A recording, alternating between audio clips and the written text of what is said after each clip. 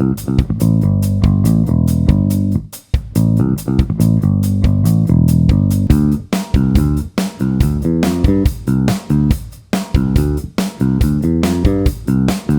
again, Mark here from Talking Bass. This week we're looking at a bass line that can give many people problems for one of a couple of reasons. It's Spirits in the Material World by The Police from the Ghost in the Machine album, and the bass line is played by a largely unknown but seemingly very talented musician by the name of Mr. Sting. So, as always, the lesson material is all there over at the Talking Bass website, so just click on the link in the info below. Remember, there's also over 800 other free lessons all organised there in the lesson map, so check those out while you're there. The opening riff for this song is at 141 beats per minute in the key of A minor, and it sounds like this.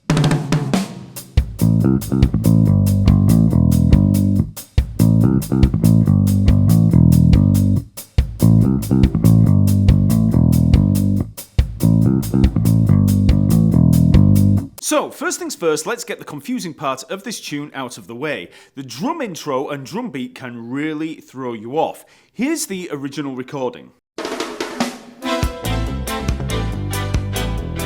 The drum intro is obviously an anacrusis or pickup bar, so it comes in before beat 1, but we don't have any counting to the drums, so we have no bearings to work from as the listener in terms of hearing beat 1. A lot of people will hear the opening as starting on the and of 2, which would sound like this.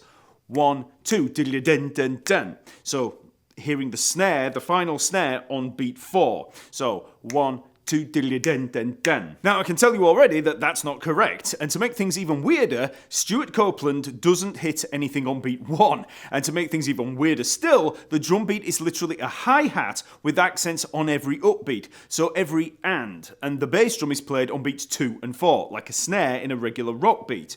Now you would normally expect the bass drum on 1 and 3, and the snare on 2 and 4, so 1, 2, 3, 4.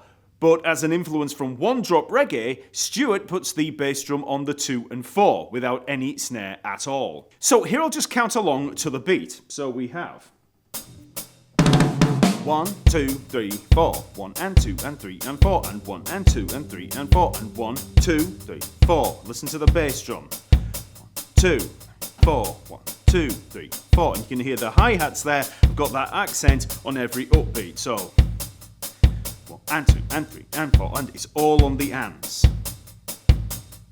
So, knowing a little more about the drum beat, we can work out that the intro fill actually enters on beat 3, and the final snare accent is on the and of 4, which sounds like this. 3, 4, and. You can also hear there that he misses beat 1 entirely and just comes in on that upbeat accent. So again, listen for the count. 1, 2, 4, and 2, and 3, and 4, and... Okay?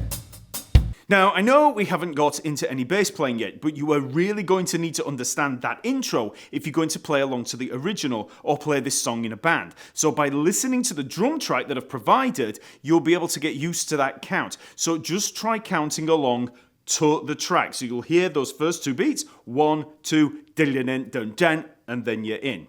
Then you can try playing along to the original, but remember, there's no counting from the hi-hat, so you just have to join the count on that beat 4. So you're going to have 1, 2, dun dun dun. So without anything before it, so you just have dun 4 and you just start the count on 4, which sounds like this.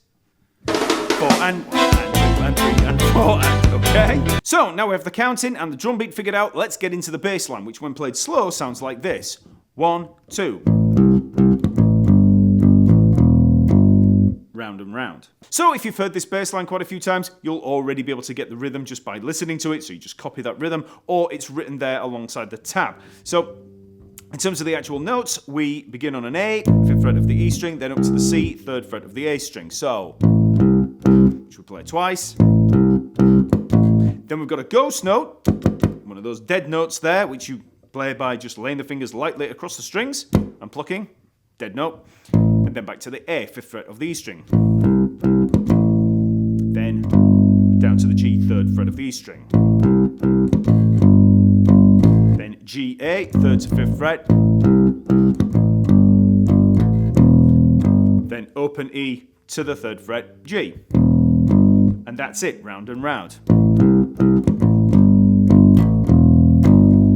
In terms of the technique in the left hand, I'm just using first and fourth fingers, so index and pinky. I'm starting on that pinky, the fourth finger for the A, and just using the first finger there for the third fret. So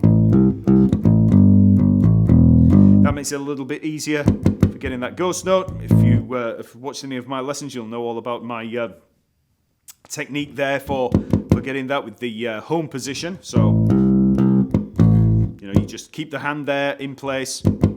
That gives you the ghost note, and then you can just lead into it. And remember that ghost notes often lead into fretted notes. So,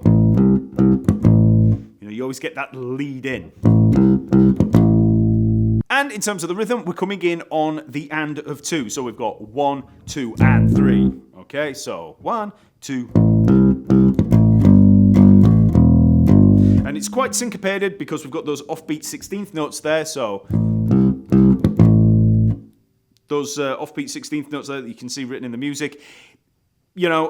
If you're not used to reading rhythms, then you just have to listen to it. So, but apart from that, it's a pretty straightforward line. Now, in terms of that ghost note, you have the choice. You can either play it on the A string or the E string. I tend to play it on the E string, just because I feel like it's leading into the A a little bit easier. But you can play it on the A string as well. Okay, so in that case, you'll probably hit with an upstroke.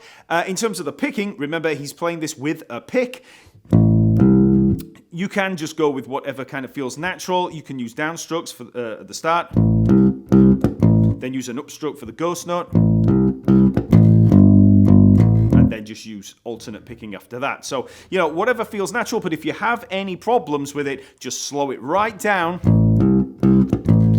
And just look for what you're doing with that ghost note. The ghost note is the one that will cause problems because that's the little skip. So you're probably going to want to be on an upstroke when you play the ghost note so you can land on a downstroke back for the A. No matter what you do for the rest of the notes. So then it's just a case of building up speed. So start really slow with this. And then just gradually build up speed.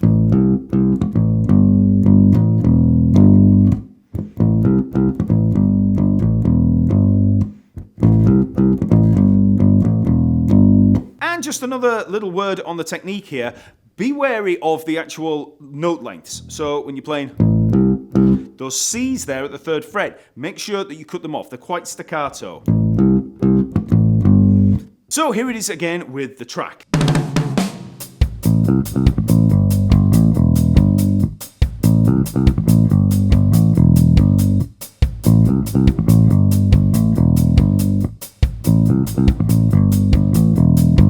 Now, there's really only 2 other riffs to learn in this tune. You've got the chorus and you've got the middle 8. So, the chorus switches the drum beat round to a regular rock beat, and we have the following.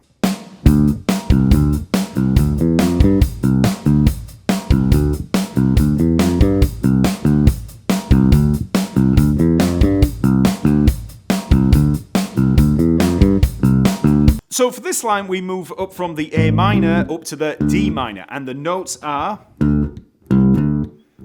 So that's the beginning part. We've got just D and C, okay? 5th and 3rd fret on the A string. And they're played quite staccato. So again, you've got to be careful with the note duration. You don't want this. It's got to be... You got that edgy staccato feel. So after we've played those, we then lead up. So D, E, F, G. So 5th fret on the A string, then 2nd, 3rd, and 5th frets on the D string. And then we've got the offbeat 8th notes again with the C back to the D. 3rd fret to 5th fret on the A string. So. And the second time, because we're on the offbeats, we don't hit on beat 1 on the subsequent bars. So.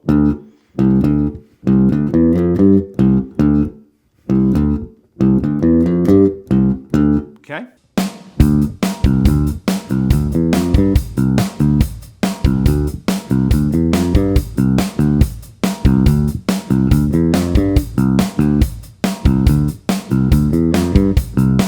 Then for the middle 8, the rock beat is pretty much the same as the chorus, and we have another D minor line that sounds like this.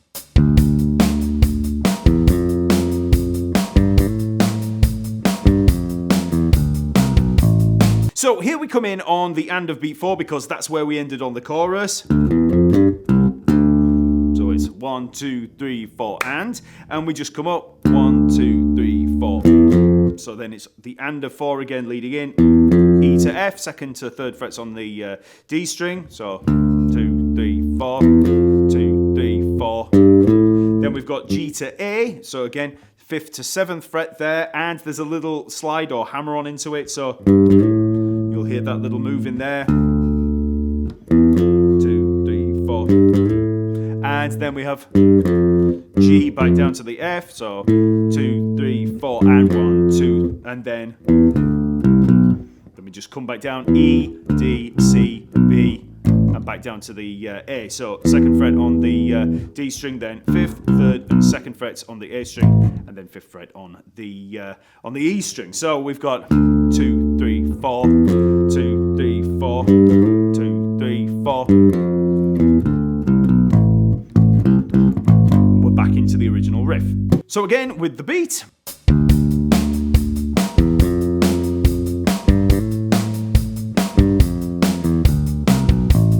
Okay, so that's Spirits in the Material World. There are a whole host of great bass lines in the Sting catalogue, so let me know what other songs by The Police and Sting you'd like to see covered and broken down. Please like the video and subscribe to the channel, and remember the lesson material is all there over at the site, so click the link in the description and then sign up for free to gain access to a ton of free resources and downloads. Okay?